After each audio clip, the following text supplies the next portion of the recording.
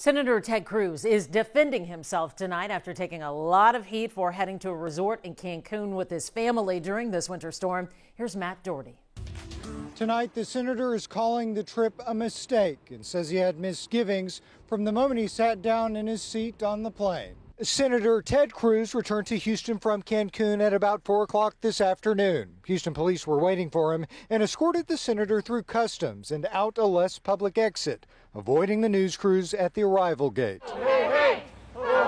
By the time he got to his home this evening, protesters were already outside. The last week's been tough on a lot of folks. In his backyard, he told us the decision to leave for Mexico at the height of the freezing storm was, in retrospect, a mistake. We had spent 2 days without power, and my girls wanted to take a trip with their friends and frankly get somewhere where it was warmer.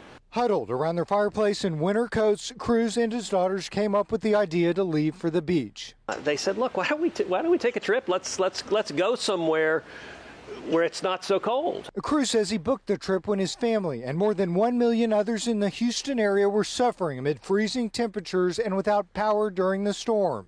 He says he and his family flew out of Houston yesterday. I started having second thoughts almost the moment I sat down on the plane. Cruz says he saw the mounting anger on social media once they got to Cancun and decided it was best that he cut his trip several days short and return on his own. Leaving when so many Texans were hurting didn't feel right, and so I changed my return flight and flew back on the first available flight I could take. Cruz says he was trying to be a good dad and do what was best for his family. Do you understand why people are so upset right now?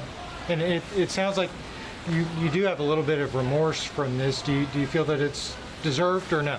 Oh, sure. Of course I understand why people are upset. Matt Doherty, KHOU 11 News.